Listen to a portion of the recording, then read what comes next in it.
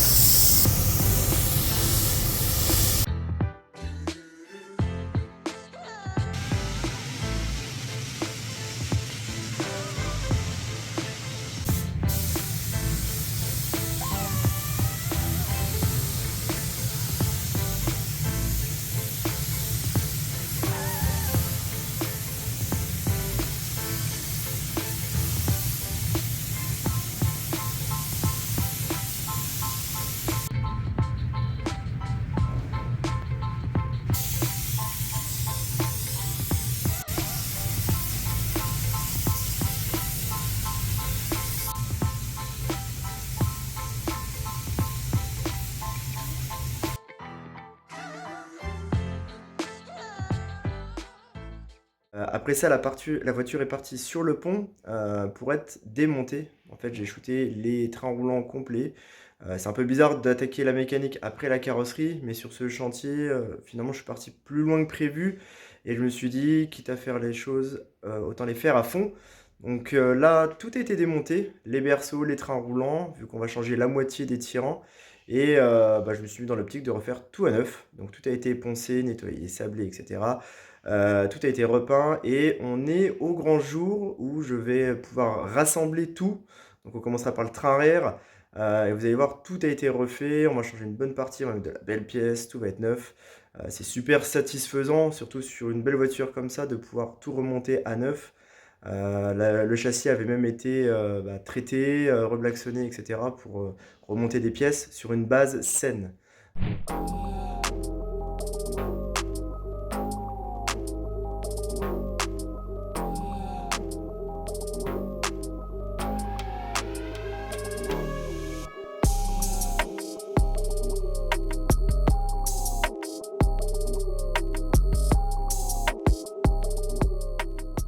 Donc là on a tout le train arrière, sauf la transmission, les triangles qui ont été refaits avec des rotules neuves, les moyeux, pareil, donc sablé, repeint, avec des roulements neufs et mâchoires de frein à main, hein, parce que dans les disques vous avez un système de mâchoires, comme sur les tambours, qui permettent juste de piloter le frein à main. Donc là c'est des mâchoires Project Mu qui permettent d'avoir un meilleur blocage, c'est typé drift, donc voilà, c'est beaucoup plus réactif au frein à main d'origine. Et tous les tirants que j'avais déjà présentés dans une autre vidéo qui permettent de régler entièrement le châssis. De la visserie également qui permet de supprimer le réglage d'origine du châssis, puisque maintenant on va devoir régler depuis les tirants. Donc voilà, suppression du casse. Et si on bloque neuf, 2 barres anti-roulis avec la barre anti-roulis refaite. Et tant que j'y étais, donc un petit coup de propre sur les cardans, sur le pont. Ça permet de repartir vraiment sur une base neuve.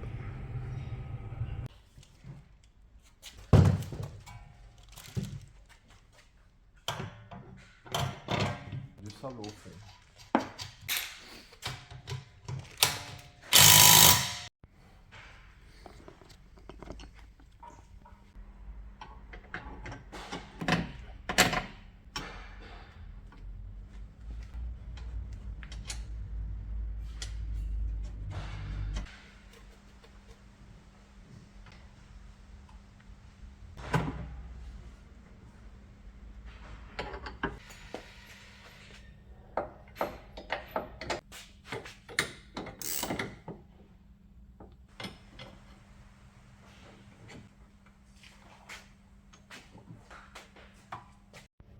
Et voilà, côté droit assemblé, tous les tirants sont en place, le cardan, donc c'est bon, on peut attaquer côté gauche.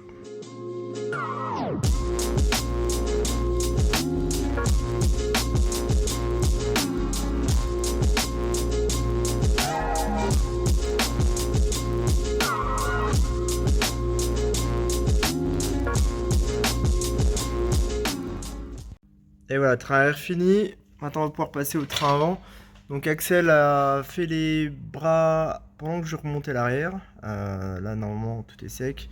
Du coup, on va pouvoir remonter ça avec les amortisseurs. Et vu que je suis bien lancé, à mon avis, on va pouvoir enchaîner avec les freins. Alors, pour train avant, même sentence. Donc, on a les bras avant qui ont été refaits, la barre anti-roulis, des tirants GK-Tech et les biellettes de barre stable. Les bras avant, en fait, ont été modifiés. Ça se voit pas là parce qu'ils ont été repeints, mais les butées d'origine ont été supprimées, ce qui permet d'augmenter un peu l'angle de braquage. Avec les tirants GK-Tech, on aura beaucoup plus de liberté pour la roue, donc ça va permettre à la roue de braquer un petit peu plus sans venir toucher le tirant d'origine. D'origine, le tirant il est droit, là il est un petit peu courbé pour permettre à la roue de rentrer. Et en plus de tout ça, entre la crémaillère et la biellette de direction, il y a les petites rondelles qui ont été ajoutées. Donc ça c'est le kit grand angle à l'ancienne. La rondelle elle va permettre à la crémaillère de travailler beaucoup plus loin en fait. La biellette va rentrer plus loin dans la crémaillère, ce qui va lui permettre de braquer un petit peu plus. Et avec les butées supprimées plus les tirs en grand angle, et ben la roue ne touchera nulle part. Donc voilà. Ce sera un petit kit efficace pour le street et en même temps drift.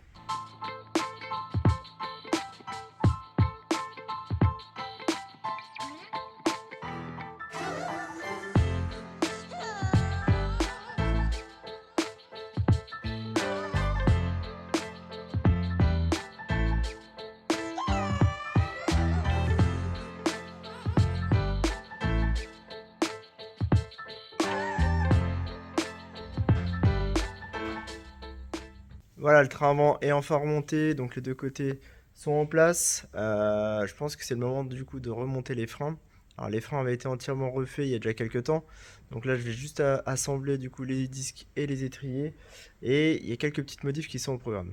Les étriers ont été entièrement refaits en fait, j'ai acheté un kit rebuild pour refaire les étriers d'origine de R32 GTR, donc changement des 4 pistons, joints, ça permet de repartir sur une base neuve, peinture époxy, petit ponçage des logos, comme ça on est sur un montage clean. Et on reste sur de la pièce australienne pour tout ce qui est freinage, donc disque et plaquettes DBA en plaquettes perf, c'est pas typé on va dire compétition, mais ça reste des plaquettes perf qui sont adéquates pour autant le street que pour la piste, et disque rainuré, donc là on va avoir du bon matos, du RBF 600, ça c'est du classique, et la belle petite modif ça va être ça, des cales pour changement de diamètre de disque. En fait, on reste sur le freinage de R32 GTR qui était déjà sur la voiture, mais on va passer sur des disques de R33 GTR. Diamètre plus gros, ça va permettre d'avoir un meilleur mordant. Et les plaquettes avant ont également une hauteur un petit peu différente, donc c'est une autre référence, c'est pas des R32 GTR. Ça permet d'avoir une surface de contact beaucoup plus large. Bon, je pense que ça va être assez efficace autant en street qu'en piste. Voilà, donc il n'y a plus qu'à monter.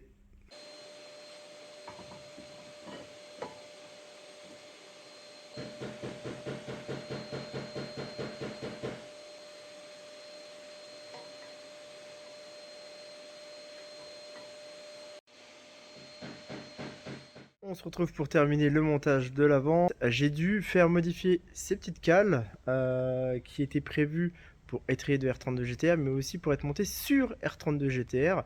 Et les fusées sont un petit peu plus épaisses, ce qui m'a demandé du coup à faire modifier ces petites pièces. En fait, pour réduire l'épaisseur, pour s'adapter sur les fusées de R32 GTST, hein, qui correspondent un petit peu à la S13. Là, une fois modifié, j'ai fait un essai à blanc, ça a l'air d'être ok. Il n'y a plus qu'à monter.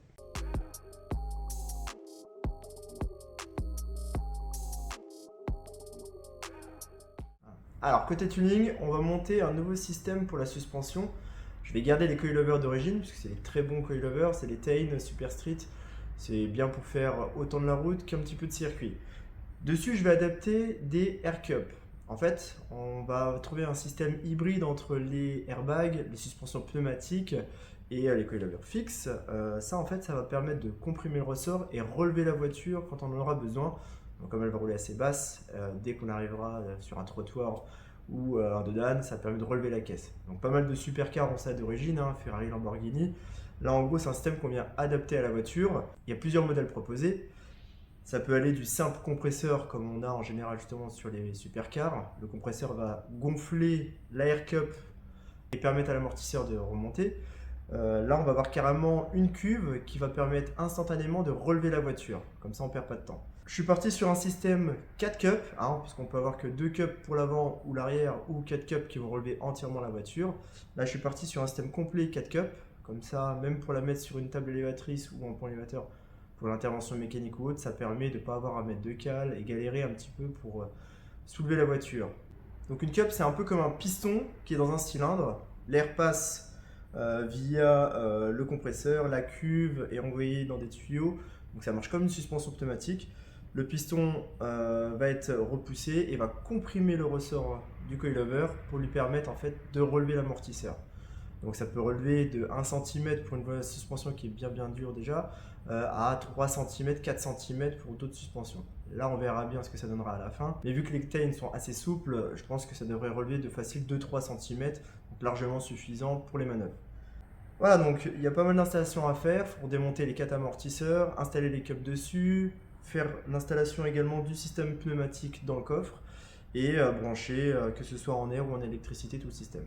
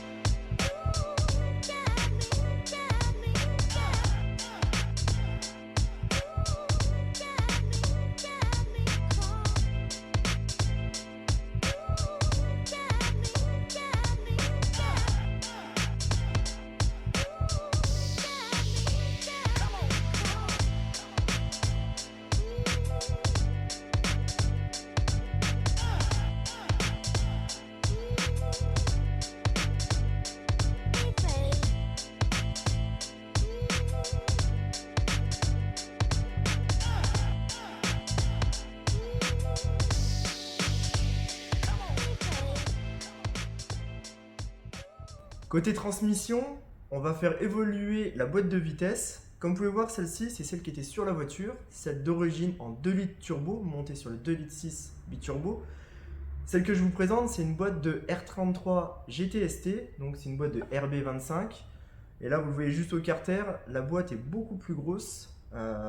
Pour commencer, celle-ci avait déjà un petit problème, c'est que la première ne passait pas, ou le pignon de première avait été satellisé et l'ancien propriétaire roulait comme ça, ou il y a un problème interne dans la boîte, mais quitte à la tomber, autant la faire évoluer. L'objectif avec ce moteur, ça va être comme de le faire évoluer. Un RB26 stock, ça marche déjà bien, un RB26 préparé, c'est carrément plus fun. Donc, en partant sur cette boîte de RB25, je pourrais encaisser beaucoup plus de chevaux et de couple. Jusqu'à 500 chevaux, ça commence à aller. Au-dessus, il faut vraiment encore passer sur une boîte beaucoup plus grosse, un peu comme j'ai sur ma PS13, où là on est carrément sur une boîte de 350 ou 370Z. Cette boîte de RB25, elle ne se monte pas comme ça en lieu et place. Il y a des modifications qui sont à faire déjà pour pouvoir la monter, des modifications à faire pour pouvoir l'adapter au faisceau, et j'ai en plus apporté quelques modifications supplémentaires, histoire de la moderniser et de la rendre beaucoup plus précise. Alors comme vous pouvez voir, le carter est totalement différent, celle de RB25 est beaucoup plus grosse. Les modifications qui ont été apportées, comme je l'ai dit, ça va être déjà les sondes. Au niveau du bloc et du récepteur, pas de modifications apportées, tout se monte en lieu et place. Donc au niveau des modifications, j'ai changé le socle à l'intérieur de la boîte de vitesse. Avec le temps, ça peut avoir tendance à casser. Là, on est parti donc sur un socle GK-Tech. Le joint au niveau de la sortie de boîte a été changé, puisqu'on va changer l'arbre de transmission. Cette boîte de vitesse étant beaucoup plus longue que la précédente. Le levier de vitesse a également été modifié. Un nouveau soufflet, parce que ça a tendance à se déchirer et du coup ça met l'huile un peu partout. Là c'est pareil, c'est une des grosses maladies sur SR20 RB25. Le plastique d'origine, qui permet de faire guide dans la boîte de vitesse, se déforme et peut même casser. Ce qui fait que vous avez un jeu pas possible dans le levier de vitesse. En partant sur une bague en laiton, on assure une précision du levier de vitesse et on s'assure surtout que ça ne va pas casser et partir en morceaux dans la boîte. Les ressorts de rappel ont été changés. Donc GK-Tech permet, avec des ressorts plus durs, d'avoir un levier de vitesse beaucoup plus dur, beaucoup plus précis. Donc il suffit de changer les deux bagues au bout et de changer les ressorts. Il y a deux duretés possibles. Là, je suis parti sur du soft. C'est plutôt bien. J'avais mis ça sur la Cefiro et c'est assez efficace. Et la grosse modification à faire se situe ici. En fait, d'origine, sur la Skyline R32, c'est un compteur à câble. Donc vous avez de l'autre côté un capteur de vitesse mécanique. Pour convertir cette boîte de vitesse à un compteur à câble, on adapte une pièce à l'intérieur qui est en fait un capteur de vitesse de Navara. On y ajoute une couronne en plastique d'origine de boîte de RB25. Et ensuite, on pourra venir se connecter. Donc là, c'est protégé pour le montage. Mais on pourra venir connecter le câble pour récupérer l'information vitesse au compteur. Et donc, du coup, la boîte se monte sans problème.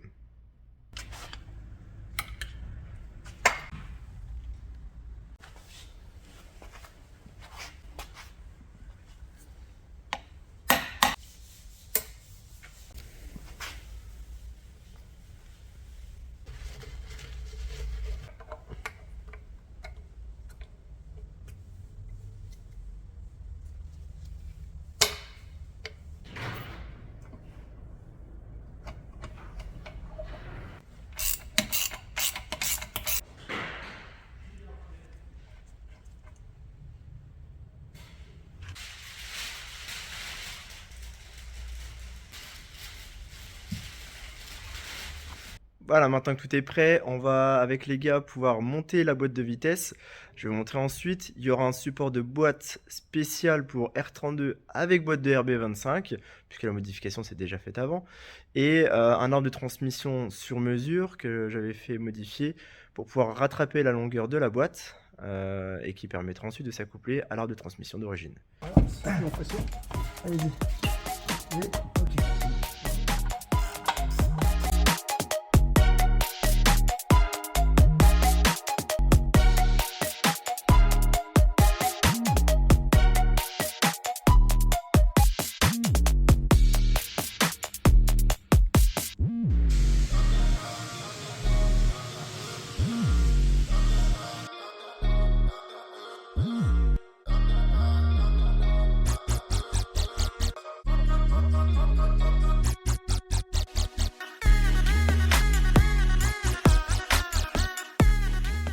Et voilà, les air cups sont en place, la transmission est fonctionnelle. Je me suis également attelé à remonter la mécanique et une partie de la carrosserie, mais ça, ce sera dans la prochaine vidéo. Dernière ligne droite pour le projet de restauration de la Skyline R32. Après tout le châssis, toute la mécanique, on va enfin pouvoir terminer la caisse avec la carrosserie et surtout le moment que j'adore, pose des nouvelles jantes. Alors soyez patients, ça sent bientôt la fin.